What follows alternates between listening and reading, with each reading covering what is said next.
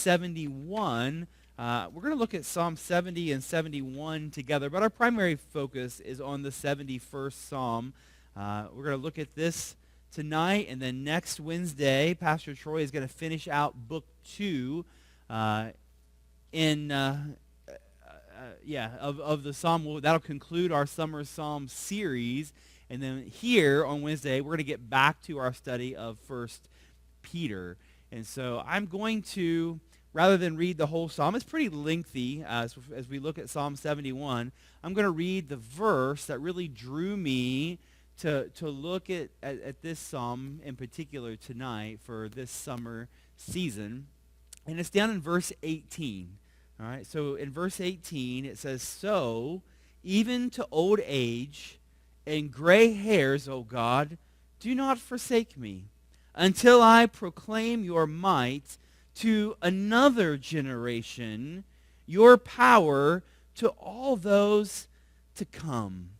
And so we see the psalmist here offering up a prayer, right? He's asking God, and you'll see as we work our way through the psalm, he's asking God for help. He's asking God for deliverance. But this is a prayer that's rooted in mission, right? It's a desire of the heart of the psalmist. He's saying, Lord, please don't forsake me until I have accomplished this task. And so this man, as he writes, says, I have something that I want to do before I die, right? He's got a bucket list. And on his bucket list is something in particular that he wants to do. He says, I want to make you known, Lord. I want to make you known to my generation, but also to the generation to come. And so this is the prayer of the psalmist. And the language here in Psalm 71 is of a man who is older, right? We don't know how old. He is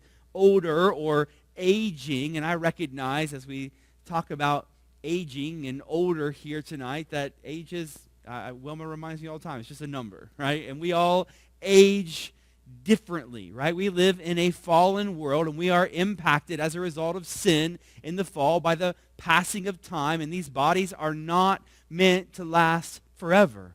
And some of you understand that better than others, and we age differently, right? And so that impacts us in different ways. And as I start talking tonight about what it might look like to grow older, you're going to hear this differently depending on where you're at in life. Right? There are some of you here that the idea of growing older is a concept that you haven't thought about at all, right? It seems so distant and so far away to you, right? You're so young and you have your whole life ahead of you, right? In your mind, this is the way you, like, the idea of growing older is, but it'll be here before you know it, right? And I know I can say that, and you're going to say, that's impossible, right? It feels like time moves so slow. When you're young, you're like, what? I just can't wait. I can't wait until you guys are going to start in school, right? I can't wait till summer. Right? I can't wait till I get my driver's license. I can't wait till I graduate. I can't wait until I get married. And so you have these milestones in your life and in your mind. You're like, I just can't wait until it gets there. And then there comes a point in your life when you're like, how did I get here? Right? Like, how did it creep up so quickly? And you're looking back now and you're going, it just happened so fast. And so here the psalmist is looking at his life, and we don't know how old he is, but we do know, according to the passage, if you look at verse 9, he says, do not cast me off in the time of old age. Forsake me not when my strength is spent. Right? So he's approaching, or is at a point in his life where he's not as strong as he used to be. Right? And this is what happens, right? We grow weaker. We grow tired. Right? We don't hear as well as we used to hear. We don't see as well as we used to see. Right? And I know that's different levels, and some of you are nodding along. You're like, yep, that's where I'm at. This is me, right? I'm at this point in my life. And others, you're like, well, not yet, but it's coming, right? This is unless the Lord Jesus Christ returns, if you And I know, right? Even as I talk about growing to old age, which is what the psalmist is talking about, that's not a guarantee, is it? It's not, right? Life is a vapor that appears for a little time and vanishes away. We're not promised tomorrow. There's no guarantee that we'll see old age, but if the Lord tarries or if the Lord permits and you see the days that he's describing, the question is, how are you going to approach that? How are you going to approach growing older? And people approach it differently. They handle it differently. And we're going to see the psalmist here. His desire is to finish well. Right? That's his desire. He wants to run his race with endurance, right? As he wants to say along with the Apostle Paul, I have fought the good fight. I have finished the race. I have kept the faith. That's the desire of the psalmist here. He wants to hear, well done, good and faithful servant. Right? That's what he wants. And so I wonder, as we think about what it looks like to grow older and what it looks like to finish our course, what is your desire as those days come? Knowing that that's different for each of us here tonight. How can we come to the end of our life and sound like the psalmist here? And I'm going to go to the end of the passage here. Listen to verse 22 to verse 24. He says, I will also praise you with the harp for your faithfulness, O my God. I will sing praises to you with the lyre, O Holy One of Israel. My lips will shout for joy when I sing praises to you, my soul also, which you have redeemed. And my tongue will talk of your righteous help all the day long. For they have been put to shame and disappointed who sought to do me hurt. Right? This is a man who is in the midst of trial and in the midst of storms. He's praising the Lord, and he's doing so when his strength has dried up. He is at the end of his days, and yet he is singing, and he is praising, and he is worshiping God. Now, pastoral care requires that you are with and around people in their latter days. Right? It's just part of the responsibility of a shepherd, right? And so over the years, I've had opportunity to be with people, right, in their, what we would call their last days. And you know what? I've been around some dear saints who have handled those days with not only grace, but with faith. Faith to finish, right, with praise in their mouth, even in the midst of hard and trying. Typically, when you're in your latter days, it's not easy. Right? It's hard. And in those days, I've heard praise flow forth from his saints. But I've also been around people who have professed to know and love Jesus, and yet, in those latter days, what I've heard more often than not is grumbling and complaining. Right? It may be about their health. It may be about their situation. It may be about where they're living or where they're not living. But the reality is they're looking at their situation and they don't like it.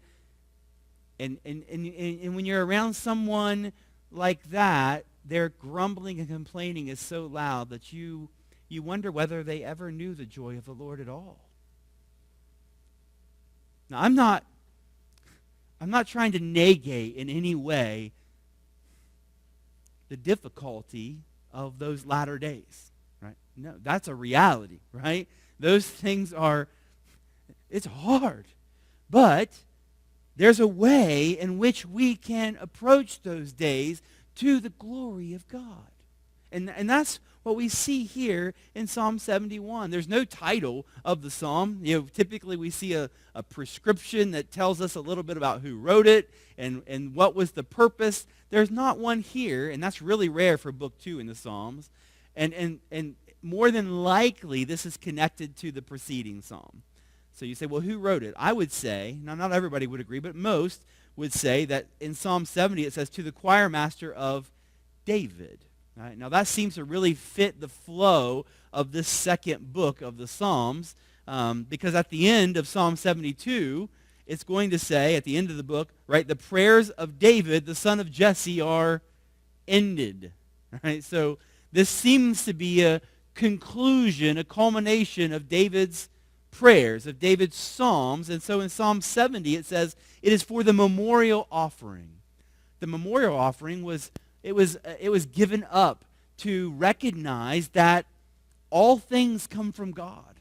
It was to recognize the faithfulness of God in the life of his people. And so David here is offering up this psalm, this song, to recognize that God is faithful, right? Great is thy faithfulness. Right? That's the heart behind it. And notice, right, life's not all rosy right now, right? Look at verse 1 of Psalm 70. It says, make haste, O God, to deliver me. O Lord, make haste to help me, right? He's in trouble.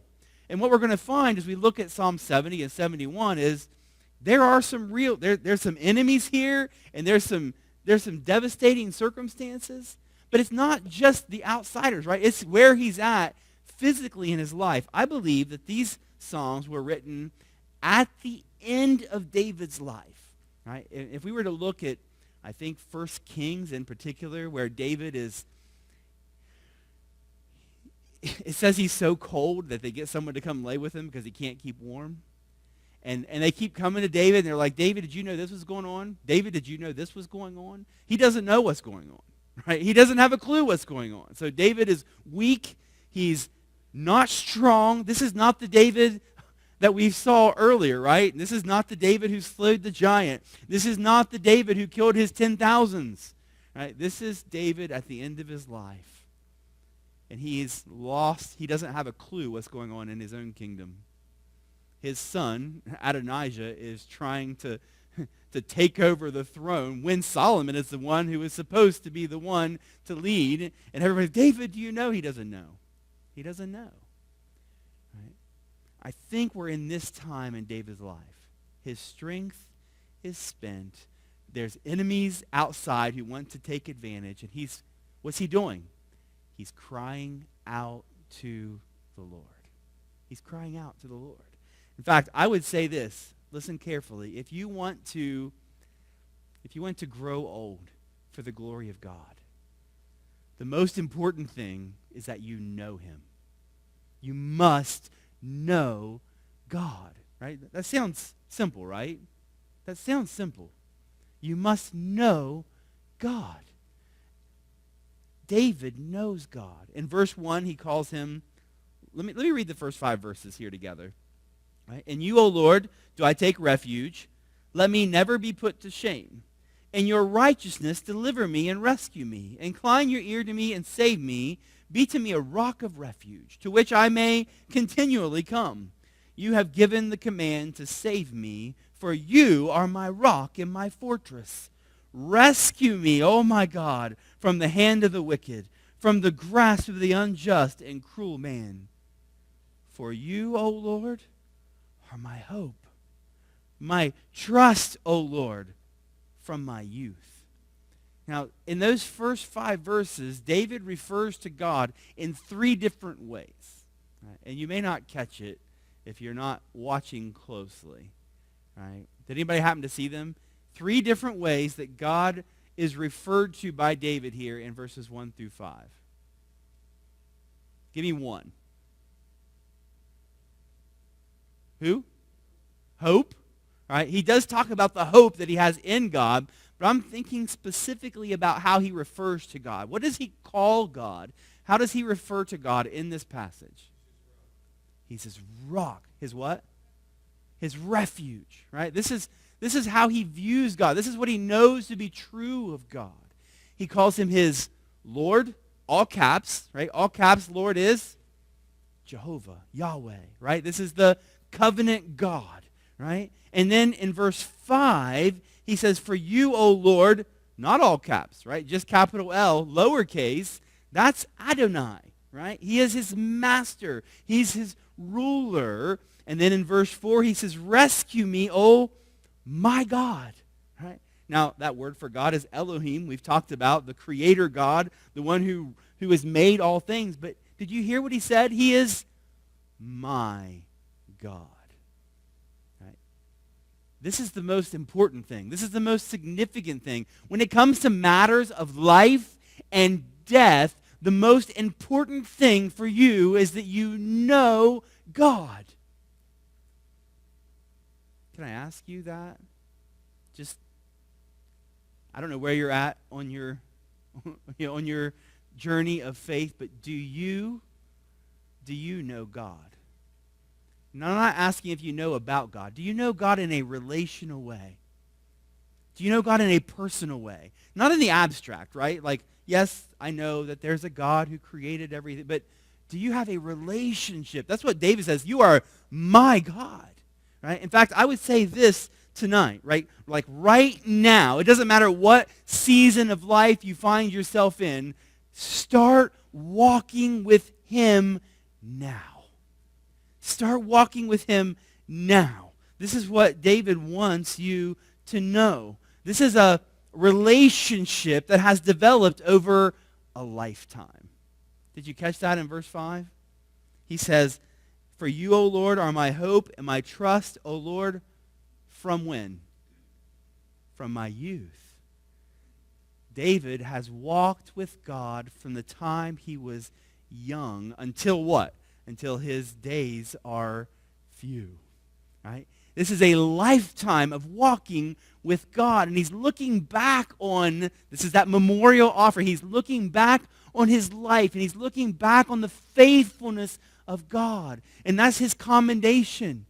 Right? Wherever you're at right now in your life, whatever phase you're in, you need to know this God.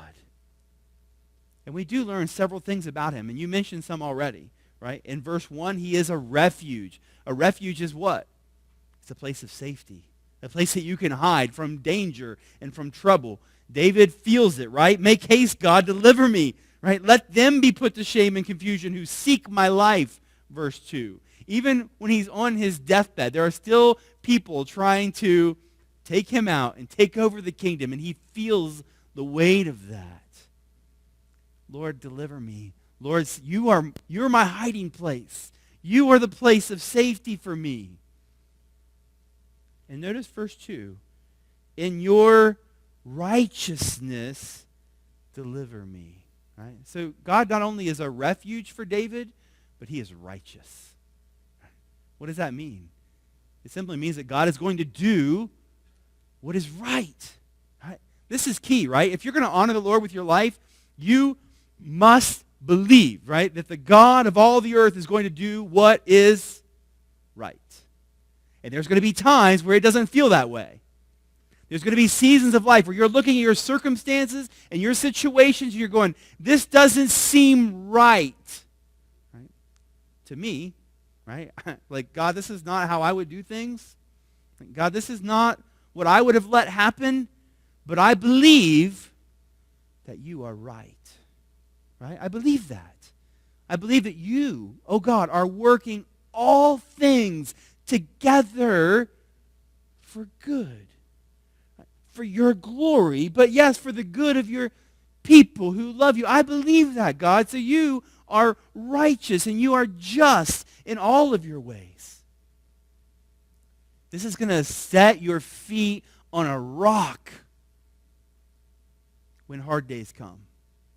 And they do come. Right? And that's where David finds himself, right? These are hard days. He's pleading. He's crying out with God to rescue and deliver him. He's hiding in God. And he finds him to be righteous. And he cries out, Lord, rescue me. In verse 4, rescue me, oh my God, from the hand of the wicked, from the grasp of the unjust and cruel man. Lord, save me. Save me.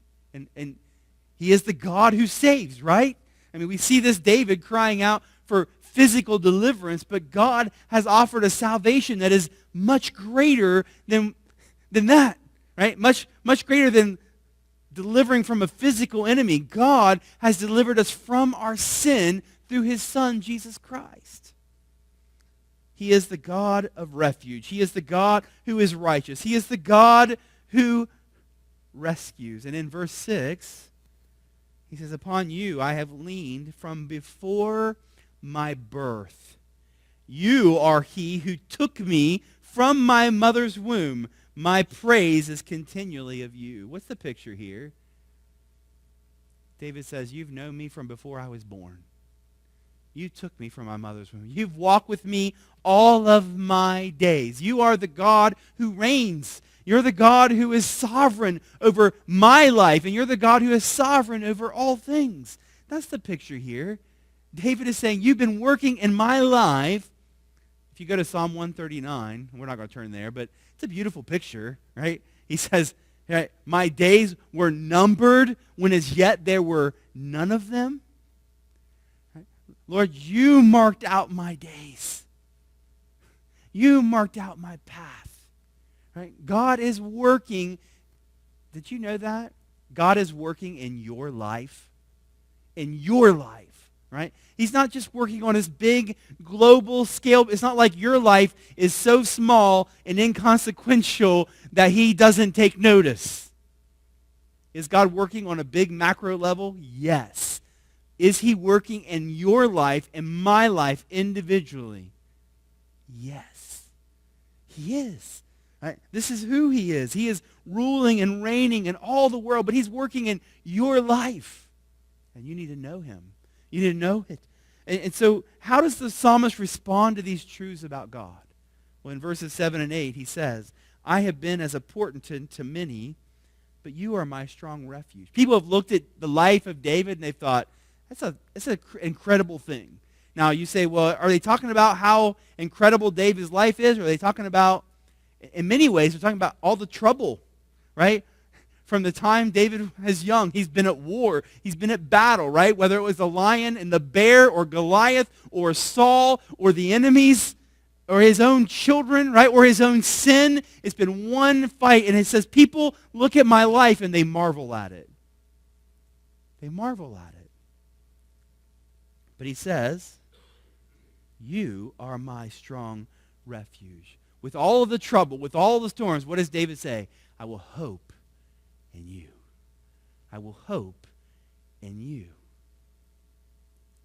Now, you can only do that, and I want to encourage you, you can only do that if you know these things about God. When those hard days come, if you don't know this God, the refuge, the righteous, the rescuing, the reigning, if you don't know that God, you're not going to hope in him. Your circumstances are going to overshadow, right, whatever it is. You need to know God. David says, I have a hope. I have a God that I can hope in. I will hope in you. You are my refuge. But then in verse 8 he says, my mouth is filled with your praise and with your glory all the day. Now what's going on in David's life? Not good stuff, right? He's got enemies outside. He's got enemies within the house. He's facing death itself. He's walking through the valley of the shadow of death. And he's doing what? He's praising God. My mouth is filled with your praise. Isn't that what we want? Brothers and sisters, don't we want to come to the end of our days and be found worshiping him? Loving him? Oh, it doesn't stop, right? I mean, again, like this is not, okay, I come to you, Lord, and everything's better. Look at verses 9 through 13. He just elaborates, right? Do not cast me off in the time of old age. Forsake me not when my strength is spent. For my enemies speak concerning me. Those who watch for my life consult together and say, God has forsaken him. Pursue and seize him, for there is none to deliver. Right? They're looking at David's life and they're saying what? God has abandoned him. Right? That's how bad things are in David's life. The outsiders can look at the life of David and they can say, there's no God for him. There's no God watching out for him. he has completely abandoned him. This is what some of Job's friends thought, right? Job, just curse God and die. Right? That's what his wife said. Right? It's done for you, right? But no, David says what? Oh God, be not far from me. Oh my God, make haste to help me. You hear that tie back to Psalm 70? They flow together here. May my accusers be put to shame and consumed with scorn and disgrace. May they be covered who seek my hurt. What's he praying? Lord, let their scheming come to nothing, right? That you turn it on their own heads. Let them be ashamed. Keep your promises, Lord. I want to experience your presence. I want to know it in the midst of trials.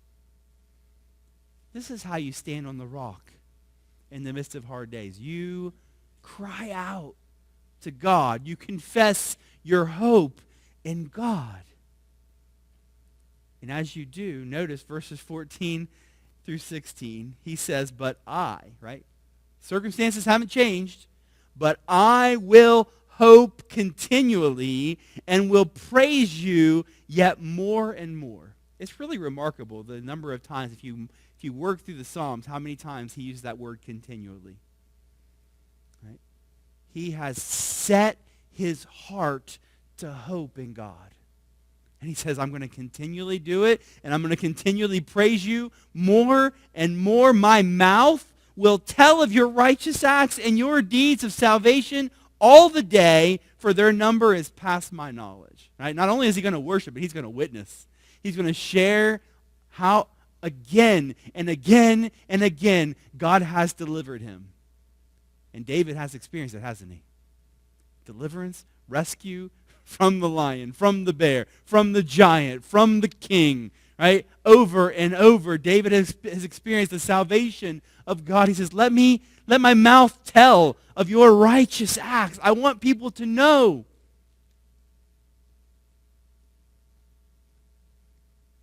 Isn't that how we should feel, brothers and sisters? I want people to know about this God who has saved me. I want people to know. Right? That's what he says. My mouth will tell. Right? Oh, he says, with the mighty deeds of the Lord God, I will come. I will remind them of your righteousness, yours alone. And David's not, he recognizes, right? It's all God. It's of you, Lord. You're righteous. You alone, not me. I haven't done anything. You think back on David's life, and there were people singing songs about him, and he's saying, no. No, it was God. It was God who delivered. It was God who rescued. It is God who is the righteous one. And then in verse 17 and 18, he says, oh God, from my youth you have taught me, and I still proclaim your wondrous deeds. Right? From the time he was young to this day, he says, I want people to know. So even to old age and gray hairs, O God, do not forsake me until, and I just want to stop there for a moment.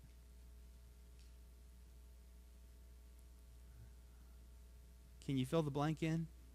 Without looking at the Bible for a moment, just look up and think for a moment.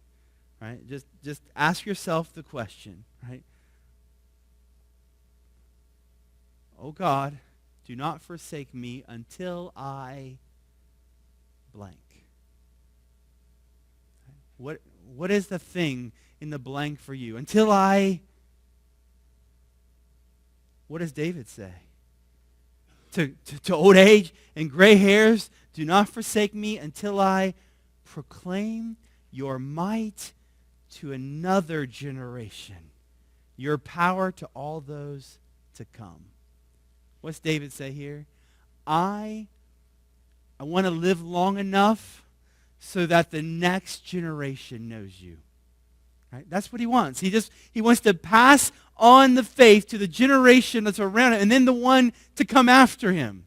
That's his heart's desire. Lord, I want to serve you as long as I have breath and as long as I have air, even to old age. Lord, help me to serve you. Help me. Now, I know, right, we live in a We live in a culture with a retirement mindset, right? That you work and you work and you work, and then you come to a point in your life where you say, I'm done working, it's time to relax. And you can retire from your job that you've worked at for 30 or 40 years. But when we translate that over to life in the body of Christ, we've missed the point, right? Like if we're gonna grow old for the glory of God, then we want to serve him as long as we are possibly able in every way that we possibly can.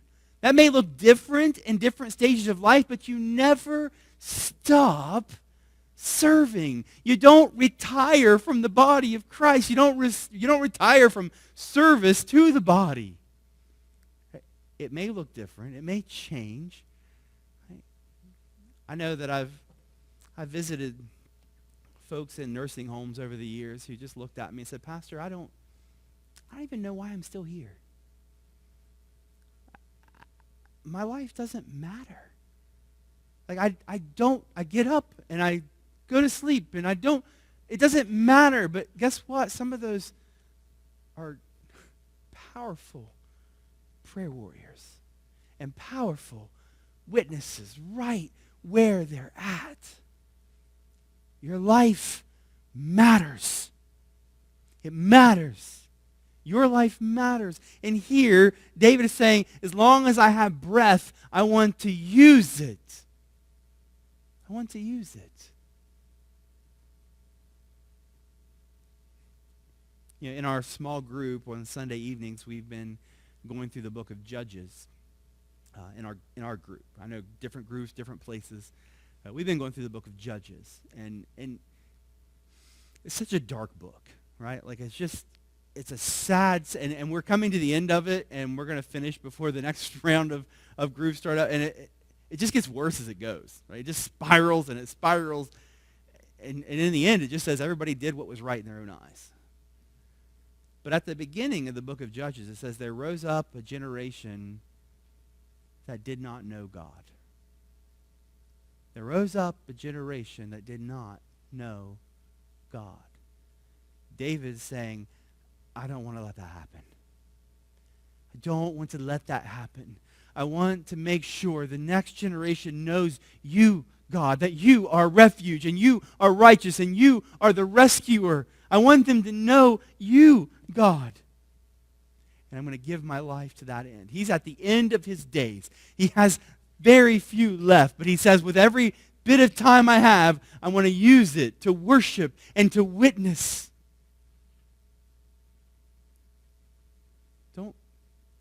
Don't give up.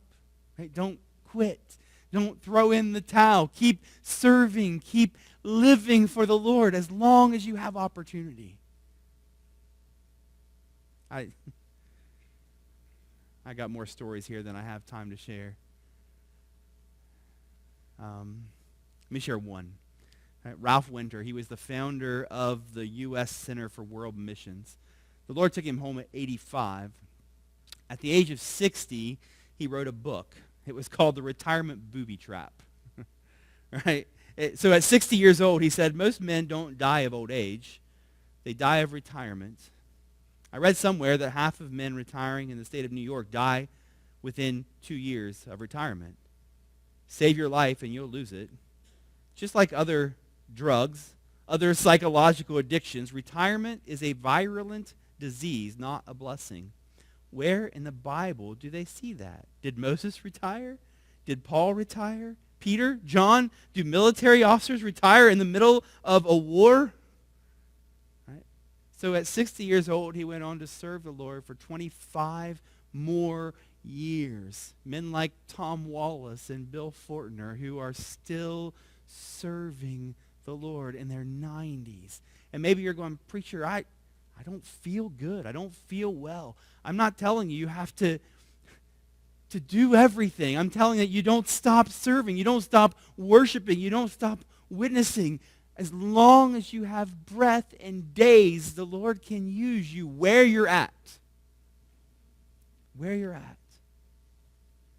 And this is David's heart. And as we prepare to start this next season of student ministries, this is a good reminder for us as a church. The responsibility is immense. It matters for the good of the church that we communicate, that we pass on the faith, right? That I might proclaim your might. What do they want? He wants them to know God, right? That we pass on the knowledge of God to the next generation. They need to know him. Your children need to know him. Your grandchildren need to know him. Those children who are coming from outside the church need to know him. Don't let your ministry this year be something you just show up for and something you just do. Pray for it. Pour yourself into preparation for it. Pour your life into those young hearts that you have opportunity to minister to. Pass on the faith to the next generation. In verse 19 and 20, he says, your righteousness, O God, reaches the high heavens. You who have done great things, O God, who is like you? You who have made me see many troubles and calamities will revive me again. From the depths of the earth you will bring me up again. You will increase my greatness and comfort me again. Now, he's experienced this a number of times in his life, right? He's experienced the depths of tragedy and trial, of trouble and calamity, right? And do you notice there in verse 20? You who have made me see. Where did these trials come from? It's from God. Did you know that? God has allowed, God has permitted these things to come into your life. You, oh God, have made me see many troubles and calamities, and you will revive me again. You will bring me out of them. You'll bring me out of, even out of the depths of the earth, right? From death itself, you have conquered it. In fact, yeah, the psalmist understands an important principle here. And you need to grab a hold of it, right? The cross always comes before the crown, right? Suffering always comes before exaltation. And this is seen most clearly in the life of Jesus himself, right? The true and better David who experienced what? The trial, the wrath, the storm of God himself coming down upon him on the cross. And he was what? He was brought up again, conquering sin and death that we could have life, right? This psalm is ultimately pointing us to one who conquered death itself, who we can trust in, who we can hope in, no matter what is happening in our life. That's worth passing on, church. It's worth passing on. It's worth worshiping. It's worth witnessing as we share of this great God, of this glorious salvation. We're going to close in prayer. If I can be of help to you in any way, please don't hesitate to see me after we're done here in the service. Let's pray.